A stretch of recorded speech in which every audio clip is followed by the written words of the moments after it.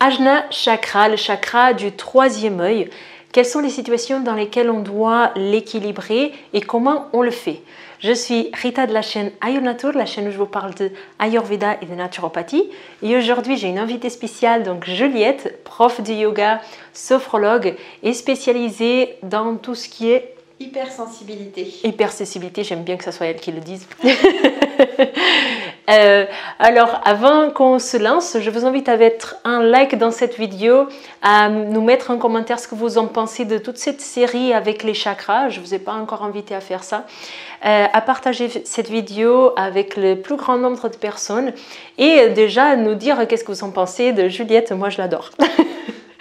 Donc, c'est parti.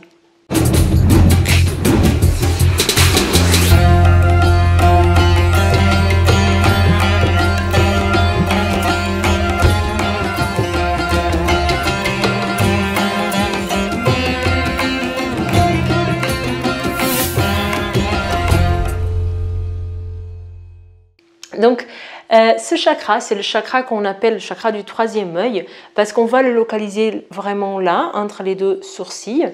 C'est un chakra que normalement on va représenter avec une couleur bleu indigo. Et je vais passer la parole à Juliette, c'est elle qui va tout nous expliquer.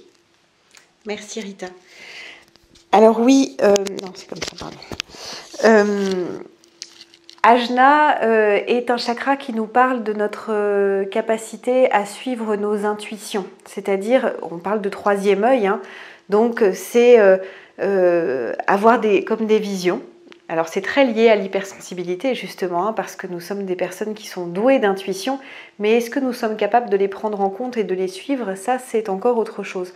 Donc voilà, quand Ajna est équilibré, il y a cette clairvoyance dont nous parle Ajna, qui est présente à l'inverse, lorsqu'il y a un excès d'Ajna, eh bien, on va être comme aveuglé par nos intuitions, alors qu'au contraire, lorsqu'il y a un déficit d'Ajna, eh bien, nous venons faire taire en fait toutes ces petites voix, toutes ces petites alertes que peut-être vous avez déjà ressenties et qui sont là pour quelque chose et que nous venons complètement faire taire. Je t'écoute. Hein. Ah d'accord, pardon. Donc nous allons travailler Ajna, ce chakra du troisième œil qui effectivement est localisé juste ici.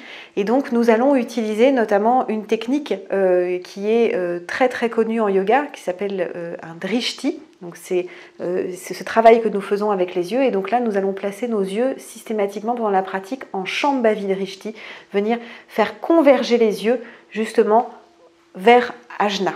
D'accord?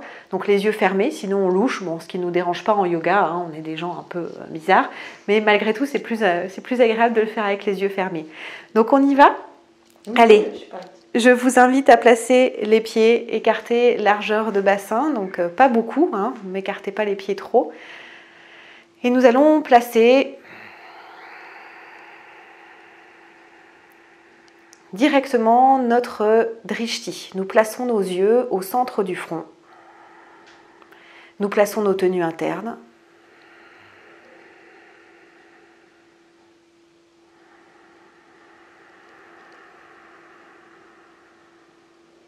Nous allons venir poser Anjali Mudra juste devant le cœur, les mains jointes comme en prière, les épaules relâchées. Nous visualisons une sphère énergétique lumineuse, bleu indigo. Au niveau de Ajna, sur chaque inspire, cette sphère s'ouvre, s'épanouit, grandit et sur chaque expire, elle se resserre.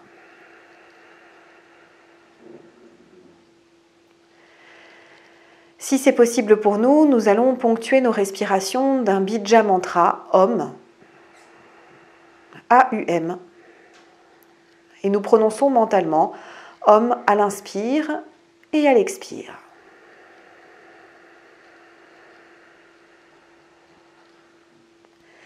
Sur la prochaine inspiration, nous allons monter nos mains loin vers le ciel.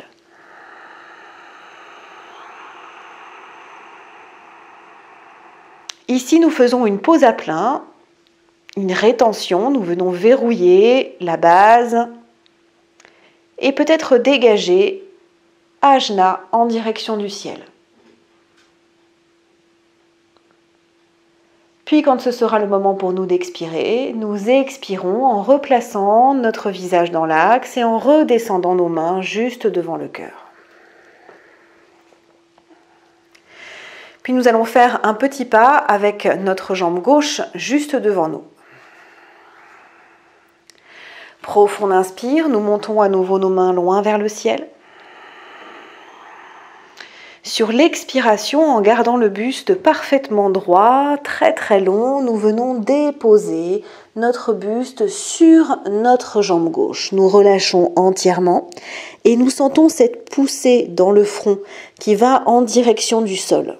Nous ne cherchons pas à déposer le front au genou, mais plutôt à envoyer le front le plus proche possible de nos pieds, de notre pied. Nous prenons ici une profonde expiration à nouveau. Puis nous basculons le poids du corps sur notre jambe gauche. Nous envoyons notre jambe droite derrière. Nous avons le tibia gauche bien perpendiculaire au sol. Nous venons déposer notre main gauche à l'intérieur de notre pied gauche. Nous prenons une profonde inspire ici. Et sur l'expiration, nous laissons le pied droit s'ouvrir et nous montons notre bras droit en direction du ciel. Nous respirons ici.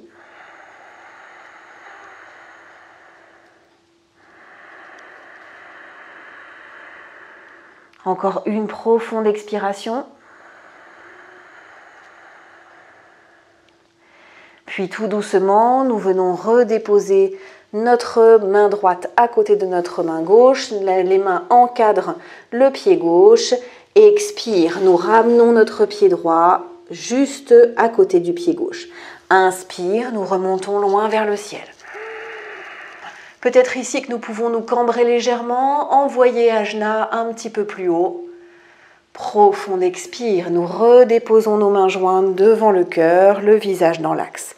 Et cette fois, le pied gauche va faire un petit pas en arrière pour nous retrouver avec le pied droit devant. Inspire, nous montons loin vers le ciel. Profond expire, nous allongeons le buste le plus loin possible pour venir déposer les pieds au sol. Si le sol est trop bas, vous pouvez déposer les mains sur votre jambe.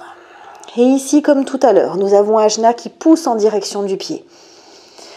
Nous relâchons tout ce qui est inutilement contracté et Dieu sait que nous avons des muscles inutilement contractés.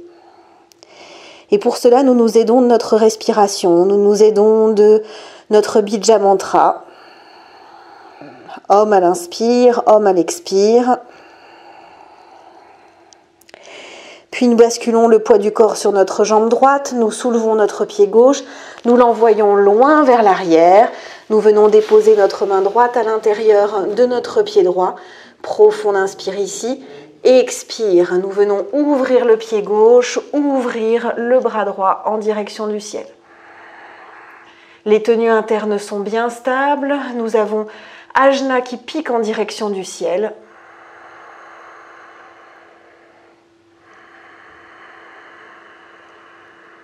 Puis sur une profonde expiration, nous redescendons notre main gauche. Nos mains viennent encadrer notre pied droit. Expire, le pied droit passe à côté du pied gauche, nous passons en chien tête en bas. Et nous avons Ajna qui pique en direction du sol.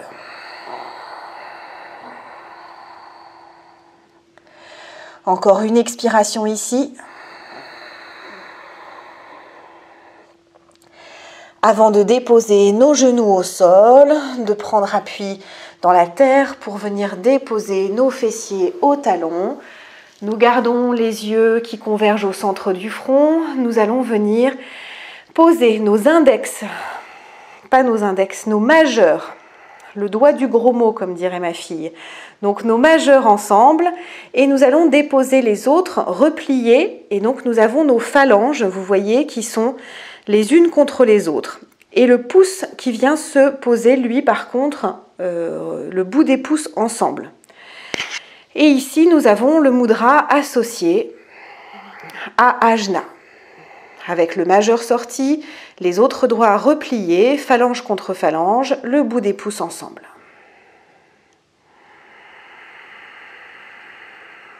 Et nous respirons. Nous prenons le temps, une dernière fois, de visualiser Ajna qui s'ouvre à l'inspire, qui s'intensifie à l'expire.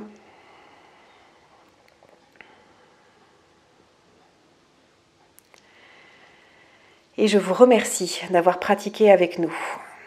Sarva Mangalam, Namasté.